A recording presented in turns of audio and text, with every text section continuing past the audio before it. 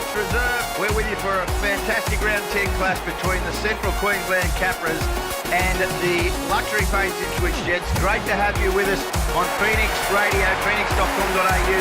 Smith somehow right down the instant touchline, 12-4 the score. Well, the first attacking opportunity the Capras had. Hello and welcome to another episode of After the 80, the source of all of your local rugby league action. I'm your host Ben Wilmot, and joining me on the panel as always, living in my shadow, Anthony Bomber Breeze. Welcome back, Bomber. No, it's good to be back there. We didn't see much action in the RLI, obviously with the wet weather there, but we've seen the Jets play on TV there, obviously not the result we're after, and some great NRL action. So it was a bit of a weekend in front of the TV, but not too bad at all. Well, I hope you've recovered after that loss Parramatta faced on Saturday afternoon at the hands of the Raiders. We'd also like to welcome back onto the show our long-running guest, Jae Woodward. Thanks for joining us again, Jae. Thanks, Ben. Thanks for having me back for another year Talk Rugby League. Awesome. Well, over the weekend, all of the Rugby League Ipswich games were postponed due to Cyclone Debbie and her aftermath. Just before we get into the show, we'd like to thank all of the SES, emergency services, volunteers and everyone affected by this devastating disaster that's ripped through Queensland and northern New South Wales. Our thoughts are with you in this terrible time, and there's that old saying that the worst of Mother Nature brings out the best in humanity. With all the efforts from the preparations before the storm to the cleanups after the storm, all the way from Queensland to northern New South Wales, has been nothing short of heroic, and we wish you all the best in the coming days. And turning to round 3 of the Rugby League Ipswich competition, which was postponed from the weekend with all the games to be replayed tomorrow night. That's 7 p.m. on Wednesday night. Bomber, how do you predict the teams are going to go with a midweek competition? obviously it's something new there. Obviously they'll go in fresh there. They might go in fresh to the games on the weekend, but obviously some teams are going to be maybe a couple of players short due to obviously the early starts, maybe the next morning, or maybe not being able to get out of work. So, but every team's in the same boat. If you've got the bye this week, which was Fassifern, obviously they're laughing. They don't have to worry about it. So.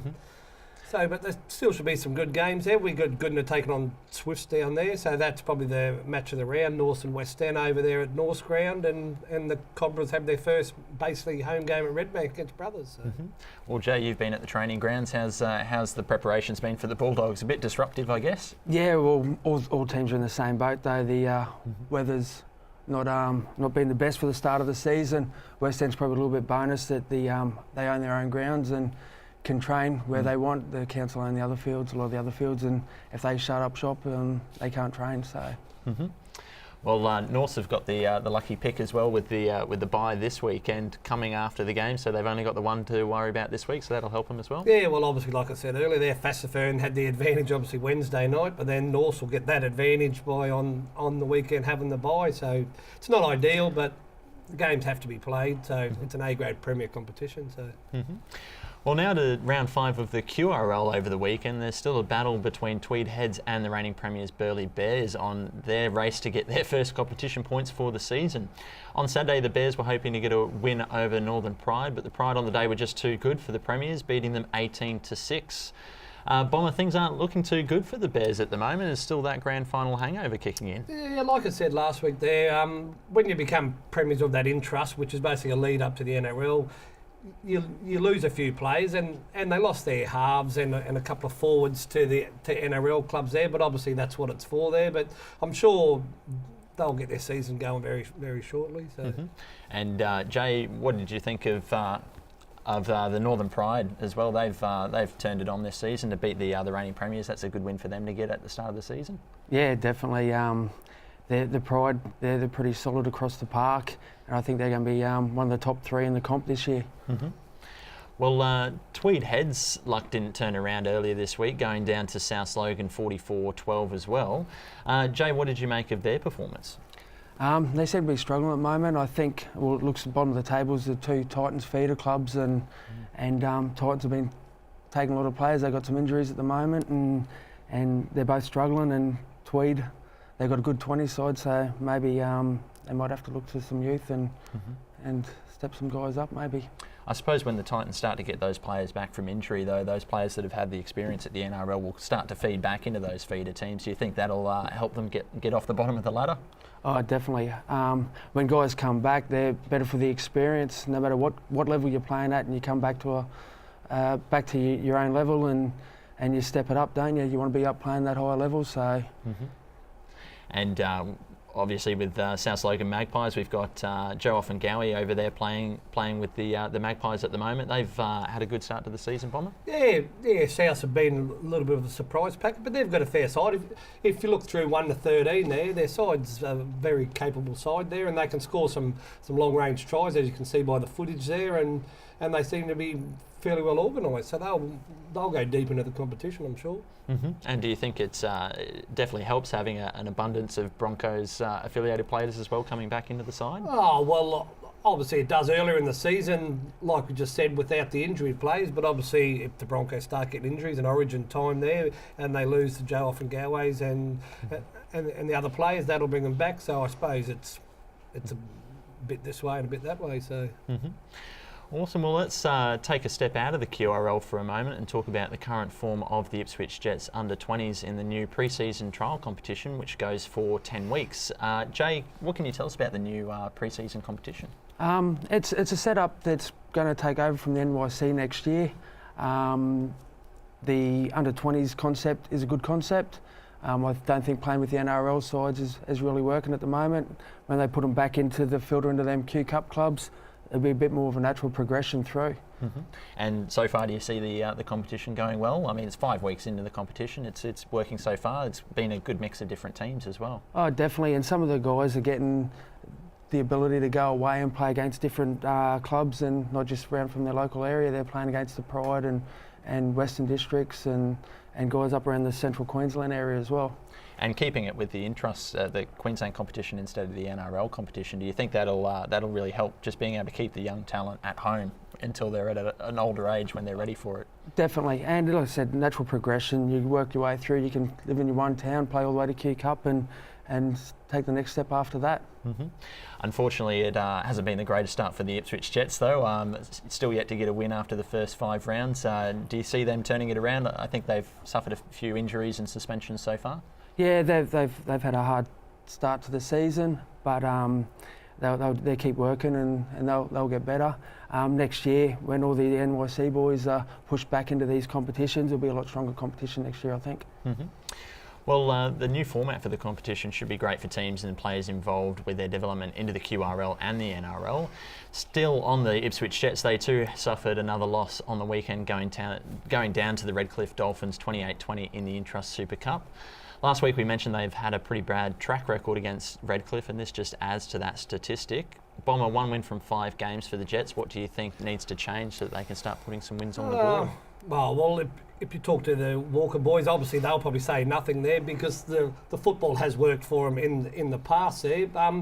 The football will still work for them, but they've just got to hold the ball. Like they're dropping a lot of ball in the wrong positions there, and allowing the opposition just to get straight onto the front foot. So if they can hold the ball, like obviously they're playing the Redcliffe team here, who are one of the premiership favourites, if not the favourites.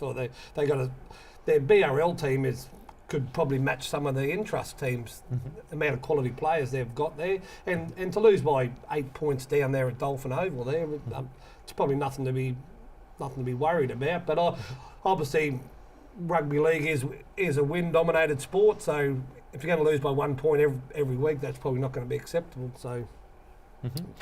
Well, one of the highlights was, unfortunately, as we see, a runaway try, but the man trying to make the tackle there, Michael Purcell, he had a cracker of a try jumping over the top of Benji Marshall and also setting up another try with Wes Conlon. The combination between Wes Conlon and Michael Purcell has been pretty impressive for the Jets so far.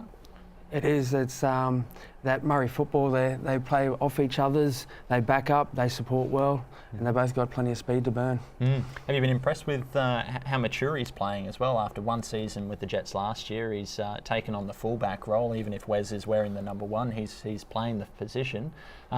He's playing with a very cool head for a young fella. Yeah, he is, and he's not a big guy, but he gets around him, doesn't he? And unfortunately, we've seen a few more highlights of the Redcliffe's tries, but here's the try that we're talking about with the fullback from the Ipswich Jets there, Michael Purcell, the kangaroo catcher. There was a question mark over whether he'd promoted the ball, but obviously he just knocked it on while trying to take that catch, Bomber. Yeah, no, that was a spectacular try there. Obviously, it just bobbled out of his hands, but he had the nous to keep his eyes on and catch the ball and score a spectacular try. So another spectacular performance while we're on it is the Benji Marshall, who we just saw scoring a try right there. He was pretty influential in the Redcliffe win as well. Yeah, to have someone of NRL experience in your side there, you don't lose that. He obviously gets a bit slower there, but he's obviously between the ears there, the experience and all that to lead him around the park there, and he was probably basically the difference between the two teams. So. Good to see Chris Ash once again injecting himself off the bench. As soon as he came on the field with Nathan Galton, the other bench player, to come on for the Jets, they really did kind of spark a bit of a Jets comeback there. Yeah, well, last couple of weeks since Ash's come on there, he has really sparked them and all that there, and even the commentators have given him a big rap. We'll probably have to mention the hit that just happened there with Billy McConaughey. He flattened Benji right at the end there. I came up in his blind side. I think we'll have another look at that as well. But Jay, it was a pretty impressive hit from the Madness. Yeah, Madman got him good, didn't he? Benji was probing into that line in the first half and even into the second half, and Billy took it upon himself to square him up on the inside, so it was a good shot. Well, a fractured wrist. He's unfortunately got him quite well. Obviously, it was a completely legal tackle, but it has put Benji off his hopes of returning for the Brisbane Broncos for the next 4 or 5 weeks or so. Yeah, well, he probably wasn't going to get a run with the Broncos until State of Origin come around, so with a bit of luck, he's back playing good football again, and he might help him out through that State of Origin period. Well, it might be a bit of a bigger blow for the Redcliffe Dolphins over the next few weeks, but as we take a look at the QRL ladder as well, it's not good watching for the Ipswich fans, unfortunately, with the Ipswich Jets in 12th, just ahead of Burleigh and Tweed Heads, who are still yet to find a win apiece. North Devils and the PNG Hunters at the top. Jay, you were saying the PNG's been playing with a bit more variety this season. Yeah, they're playing a little bit of Jets football actually, and support playing, backing up and throwing the ball around a bit. It's not the original PNG side that wanted to come in and barge everyone over in the start of the competition a couple of years ago. Now they're throwing the ball around and they're looking very dangerous out wide. Mm-hmm. And as we look at number 3 in there as well with East Tigers, which is the Ipswich Jets' next meeting on the weekend at North Ipswich Reserve. Bomber, another tough task for them. Yeah, well, obviously it doesn't get any easier for the Jets there. Happen to play East there, who are in good form and had a great big win on the weekend there. So, but home ground, obviously, if the like I always keep saying, if the right Jets turn up at home there with the attacking ability of like you said, Michael Purcell there and Marion Sevi out wide and Billy in the middle there, I'm sure the Jets can put on a good show. Yeah. Excellent. Well, we'll find out on Saturday. Coming up after the break, we'll be reviewing the form of the Brisbane Broncos and the Gold Coast Titans in the NRL, and an update about the coaching situation at West Tigers. All that and more coming up here on After the 80.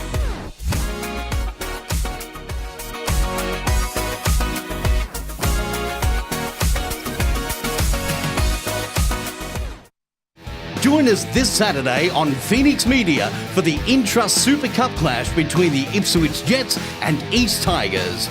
Our live stream telecast will commence just before 4 p.m. when our commentators preview the battle that will be played out at North Ipswich Reserve.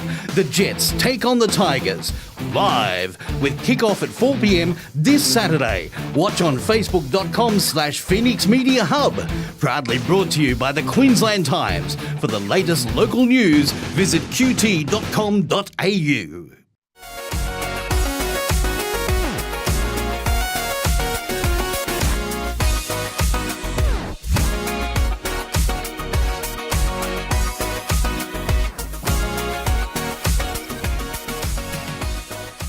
Welcome back to After the 80, and there's finally some light at the end of the tunnel for the West Tigers as Ivan Cleary is officially named the coach for the season.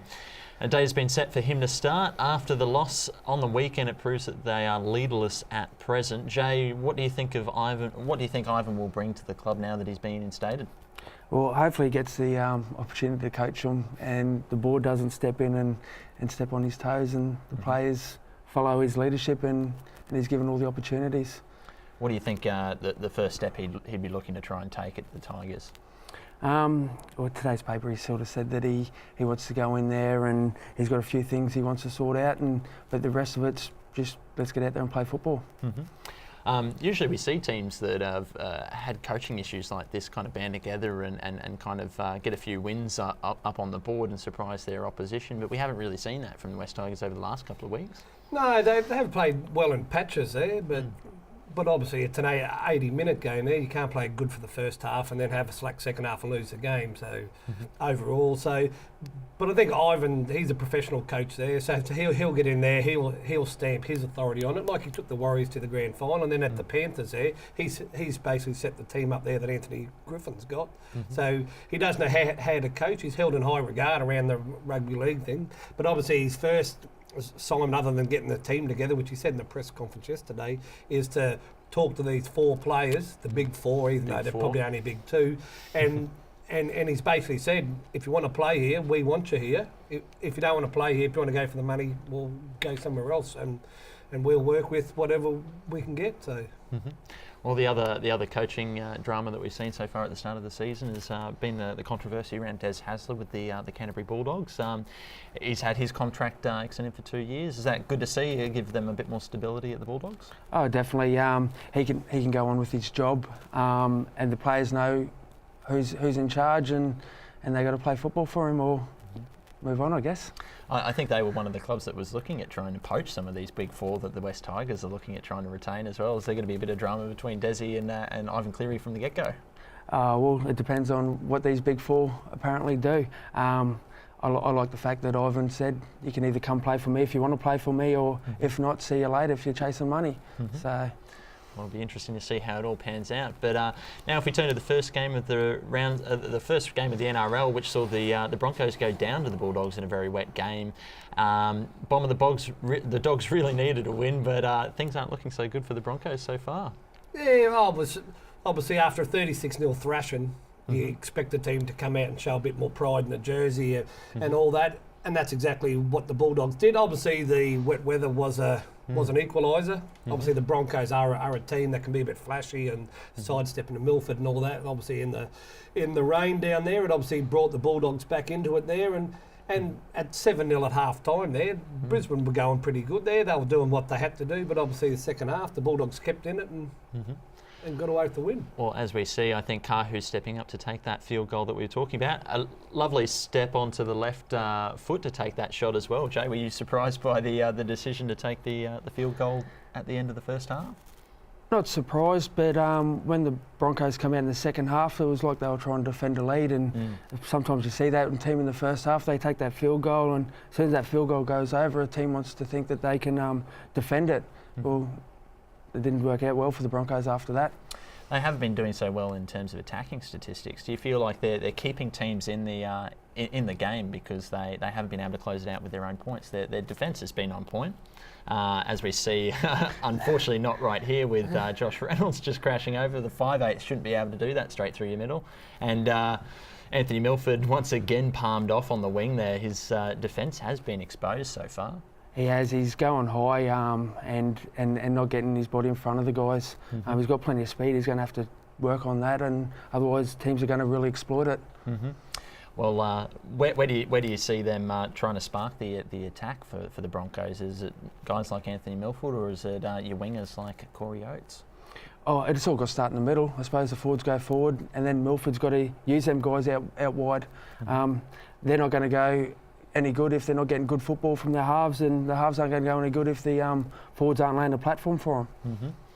Well, now to the Titans' loss in the last minute to the desperate Warriors, and Kieran Foran's first game back landed him a try bomber. Yeah, he played quite well too. Obviously, the first game back after a long break there, and that's he seemed to get him going there. And obviously, with Sean Johnson in there, it probably allowed him now to take a little bit of a step back and play his flashy type of football, where you've got the steady influence of a Kieran Foran there. So, and to get a try too, obviously.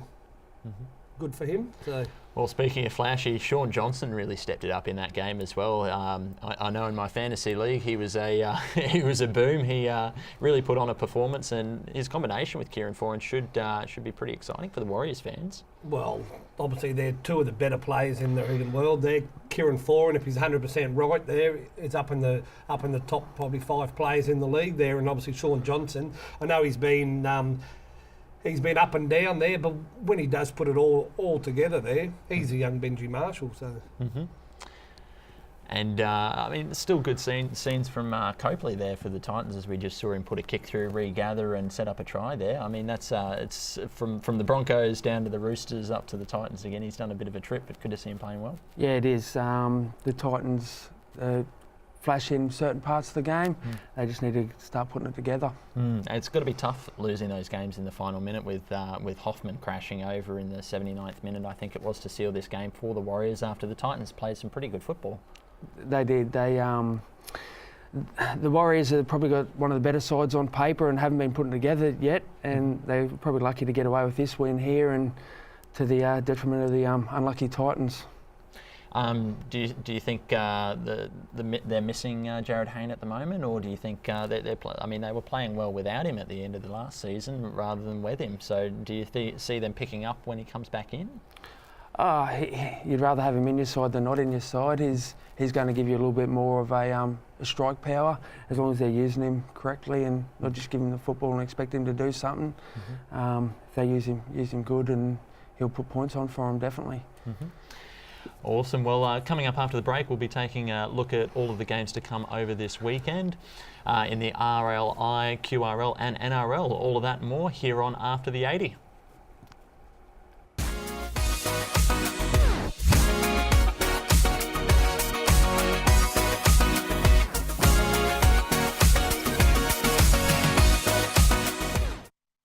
Join us this Saturday on Phoenix Media for the Intrust Super Cup clash between the Ipswich Jets and East Tigers. Our live stream telecast will commence just before 4 p.m. when our commentators preview the battle that will be played out at North Ipswich Reserve. The Jets take on the Tigers live with kickoff at 4 p.m. this Saturday. Watch on facebook.com/Phoenix Media Hub. Proudly brought to you by the Queensland Times. For the latest local news, visit qt.com.au.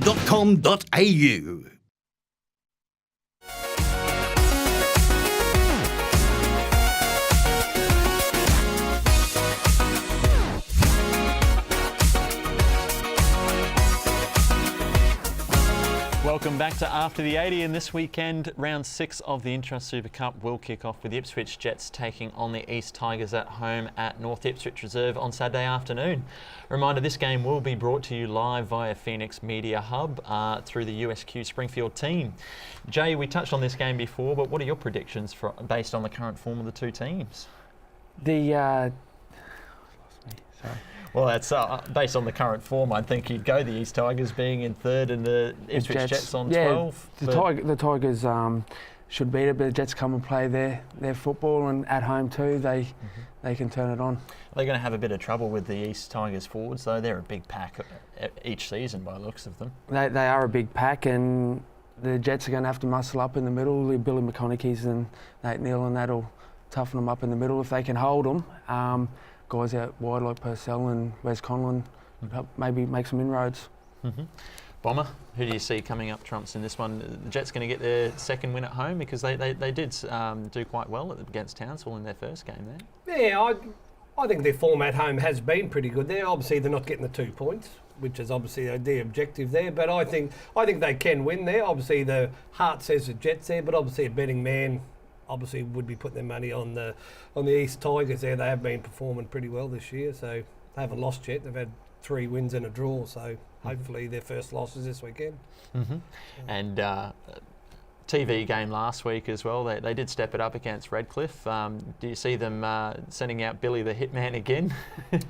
Oh, well, Billy's got a bit of a reputation there, and obviously by doing that there, the halfbacks are watching themselves and all that there. So if it does put them off their game there, the halves and the 5/8s, well, that's what Billy is sent out there to do there, put a bit of fear into him, as long as he does it legally, which he did last week there. Benji wants to run to the line there, you have to cop hits like that, unfortunately. So keeps him guessing. Yeah, well, that's right there. And then it moves Benji back a couple, well, obviously not last week because he got injured, but it moves him back a couple of metres there, which allows the Jets more time, so next time, so bring it on. Well, as we look at the Super for this week as well with the QRL, and we've got the Sunshine Coast Falcons taking on the PNG Hunters, Northern Pride taking on Townsville Blackhawks, Mackay Cutters against the Central Queensland Capras, Burleigh Bears taking on the Tweed Head Seagulls, South Logan hosting North Devils, and the Wynnum Manly Seagulls taking on the Redcliffe Dolphins.